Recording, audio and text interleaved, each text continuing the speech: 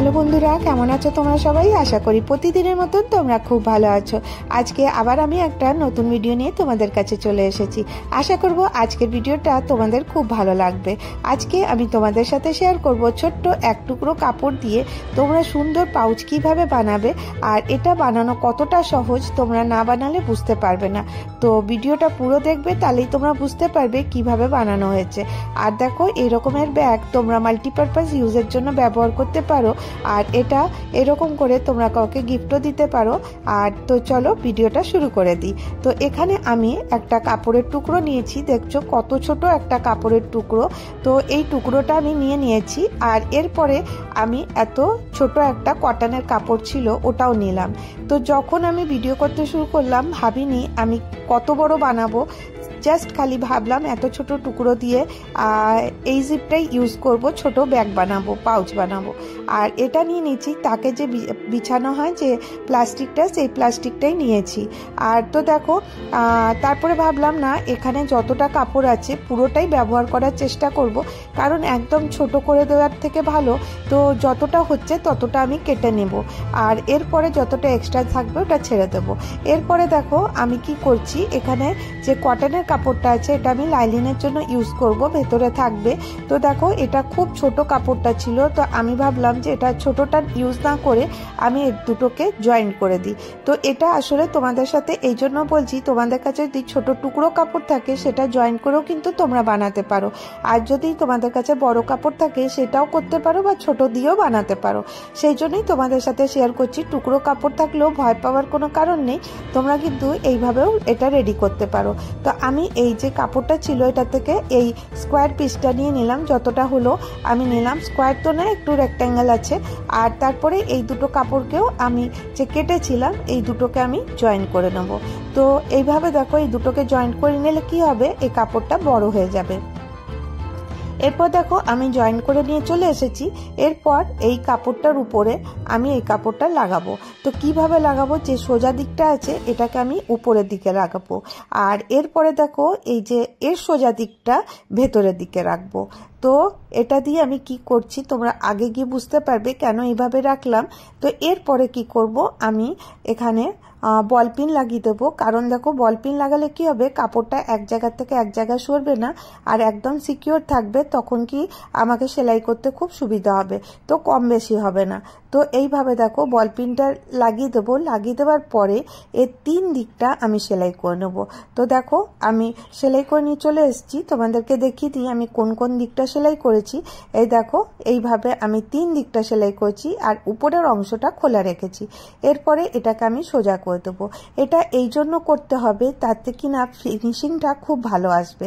এরপরে দেখো, উপরটাও আমি ফোল্ড করে নিয়েছি। জাস্ট আমার কাছে এরকমের একটা পিস চলে এসছে। তো দেখো, এইভাবে করলে সাইডে কোনো অংশ খোলা থাকবে না। আর এই যে তাকের যে প্লাস্টিক থাকে, এটা দেখবে মার্কেটে ইজিলি পাওয়া যায়। এটা 20 টাকা মিটার করে নেয়, 20 টাকা 15 টাকা এরকম মিটার নেয়।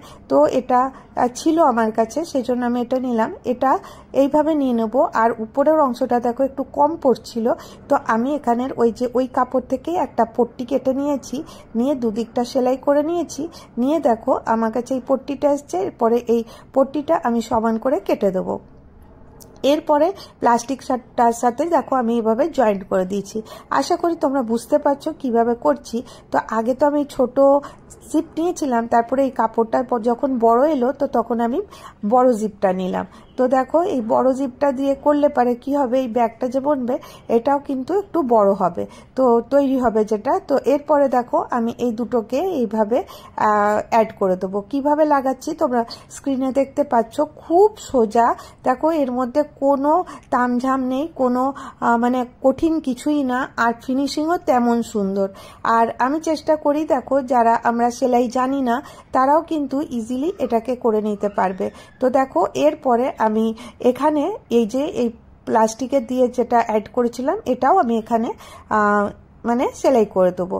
তো আগে আমি করে দেখিয়ে দিই কিরকম হলো। এই যে উপরে পাটটা সেলাই করে নিয়েছি, দেখো কোথাও কোনো সুতো পেরিয়ে নেই, কোথাও কোনো ফিনিশিং খারাপ নেই। তো তোমরা বুঝতেই পারবে না এটা মানে আমরা নিজেরা তৈরি করেছি কি বাজার থেকে কিনেছি, কারণ দেখবে বাজারের জিনিসে ফিনিশিং খুব সুন্দর থাকে আর আমরা নিজেরা যখন বানাতে চাই ফিনিশিংটা একটু ভালো হয় না, যারা আমরা নর্মাল বাড়িতে সেলাই করি। তো দেখো এইভাবে আমি এটা সেলাই করে নিয়েছি, উপর দিকটাও সেলাই করে নেবো। বাস এটা আমার কমপ্লিট হয়ে গেল। এই দেখো জিপটা এভাবে খোলা পড়া যাচ্ছে। এরপরে এটাকে আমি এইভাবে উল্টে নেব। উল্টে নেবার পরে এটাকে সুন্দর করে সোজা করতে হবে যাতে কম বেশি না হয়। তো দেখো এইভাবে আমি এটাকে উল্টে নিলাম। এরপরে কি করতে হবে, দুটো সাইড আর নিচটা আমাকে সেলাই করে নিতে হবে। তো আগে কি করব, আমি জিপটাকে এইভাবে রেখে সুন্দর করে এটাকে বসিয়ে এটার সেলাই করব। এই দেখো আমি যেখানে আঙুল দিয়ে দেখালাম সেই 3 দিকটা আমাকে সেলাই করে নিতে হবে। আর যখন তোমরা সেলাই করে নেবে একটু অংশ জিপের খোলা রাখবে যাতে এটাকে আমি সোজা করতে পারি। তো দেখো এইরকম করে আমি তো এটা সেলাই করে নিলাম। এরপরে এইভাবে টান দিলেই জিপটা কিন্তু খুলে যাবে। তো দেখো পাউচটা তো একদম ইজিলি রেডি হয়ে গেল। তো দেখো এটাকে সোজা করে দেওয়ার পরে কতটা সুন্দর লাগছে। তো বুঝতে পারছো কি, একটা ছোট্ট কাপড়ের টুকরো যেগুলো কোনো কাজের না আমরা ফেলে দিই, সেটা দিয়ে দেখো তোমরা নিজের মনের মতন পাউচ কিন্তু বানাতে পারো। এই পাউচে তোমরা যদি কাউকে কোনো গিফট দাও সেটাও কিন্তু দেখতে ভালো লাগবে, আর নিজেদের জন্য যদি বাড়িতে ইউজ করো তাহলেও কিছু ভালো লাগবে, কারণ এর মধ্যে আমাদের বাড়িতে অনেক কিছু জিনিসপত্র থাকে যেগুলো আমরা সুন্দর করে রাখতে চাই। তো এটা মাল্টিপারপাস ইউজের জন্য করতে পারো, ছোট বড় বিভিন্ন সাইজের করে নিতে পারো। তো দেখো জিপটা খুলে দেখিয়ে দিলাম কতটা ফিনিশিং এসছে। আর এরপরে আমি একটা গোল্ডেন কালারের লেস নিয়েছি, নিয়ে এটার মধ্যে একটা বো তৈরি করেছি। বোটা আমি এর মধ্যে সুতো দিয়ে সেলাই করে নেব।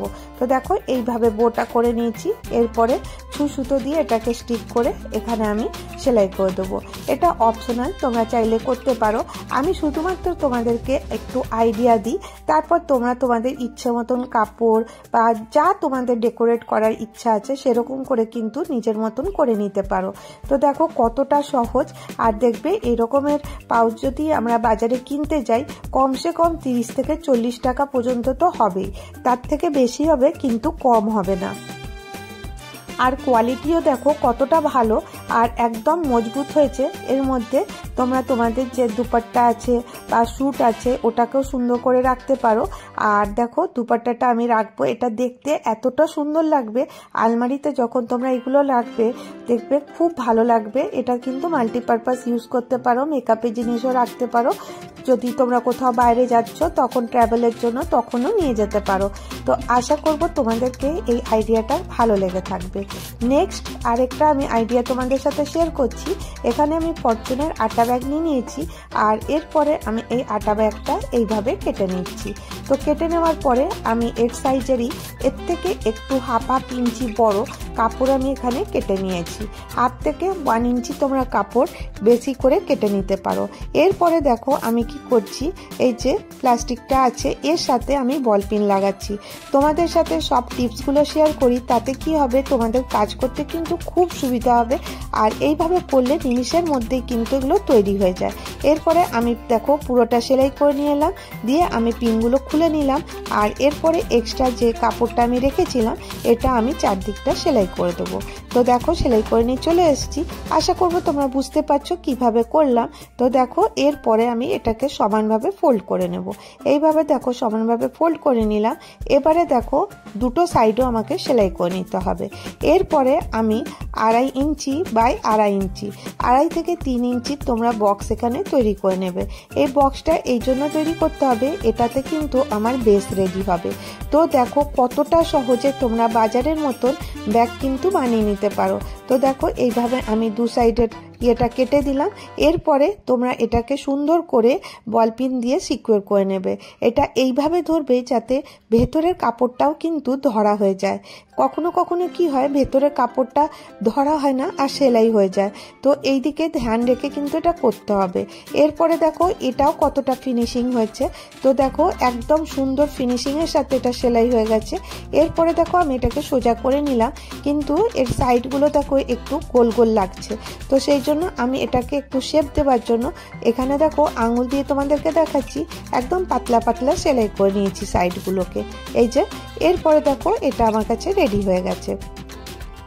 এরপরে এর হ্যান্ডেল বানাবার জন্য আমি দেখো 2 ইঞ্চি করে কাপড় কেটে নিয়েছিলাম।